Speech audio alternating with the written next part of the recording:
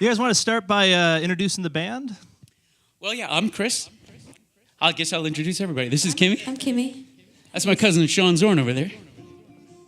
My best good friend here, this is Jonathan Clark. This is the other Barron sister, that's Kelsey.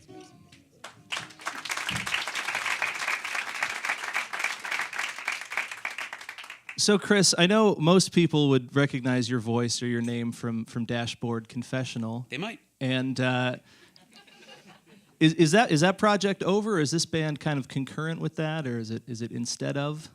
Sequential, I guess. Yeah. Okay. Yeah, I don't have any plans to not do Dashboard like ever again. I just don't have any plans to do Dashboard other than shows for the time being.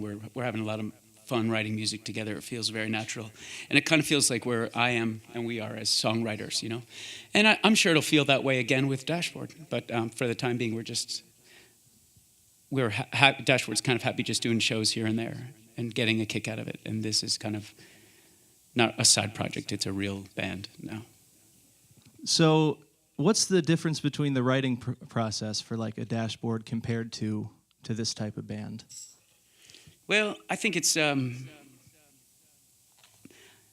I think the arrangement process is more instantaneous with this. A lot of the times with Dashboard, because there's no two of us that live in the same state in Dashboard, so I'll often end up arranging everything, and not by choice really. I just like to finish my work, but we all live in the same place, and so maybe I'll write a tune, or somebody will have written a bit of a tune, and we'll all chase it together. But generally how it goes is I'll write a song, and then we record just me and the acoustic guitar, and then we maybe drive to the beach and back, listen to it a couple times, and then we get into the garage and just record it, knowing it kind of. And it's the surprise of it that I think is I don't know if that counts as a process where we really don't know what's going to happen. It's just sort of does it count as a process? It's a methodology, I guess. Yeah. So the difference in this band, to me, when I listen to it, is it seems like it's a full band sound. It seems like a more, I don't know, everyone's kind of involved in it. Mm-hmm. Is that kind of what the project was from the outset? Or did it start kind of as you, and then you added members as you went along? Jonathan and I started it. Jonathan kind of challenged me with... Jonathan had been a producer on a record I had done, and is a talented producer on many records, I should say. You're welcome, buddy.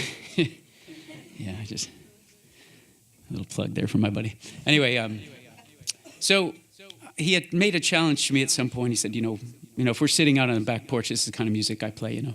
He said, why are you afraid to play the kind of music you love? And that was where we started the band. It was just a phrase he said to me, or I guess a statement he said to me. And that, I kind of chased it. It started out with our friend Ben, who was, he's in about 9 bands, so we knew we'd get him when we had him. And then later on, our friend Susie joined, and now she's on her honeymoon. And sometime while she was planning her honeymoon, we invited the Barron sisters to join in too, and my cousin Sean got freed up, so now it's like a family band now, and a tall guy, like a bodyguard. Family and a tall guy. Yeah.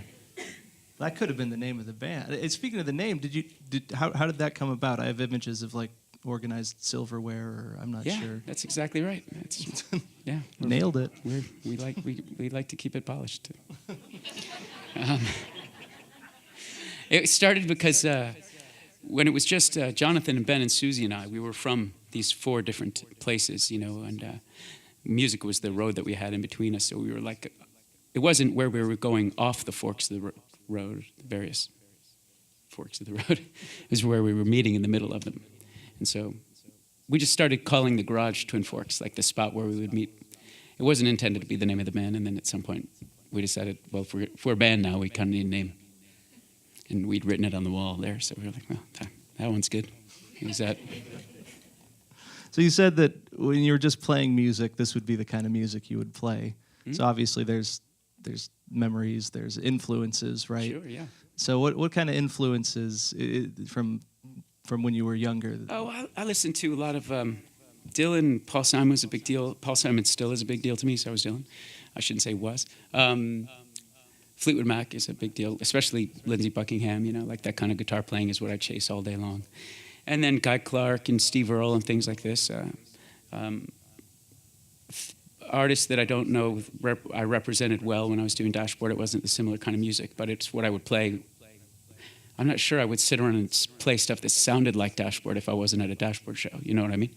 I would just play these kinds of songs that instead of listening to them, you know, because maybe I didn't have my stereo with me, I'd just play them, you know. But that's what I came up listening to, and a lot of like outlaw country and Gordon Lightfoot and stuff my mom had Outlaw around. country and Gordon Lightfoot. Yeah.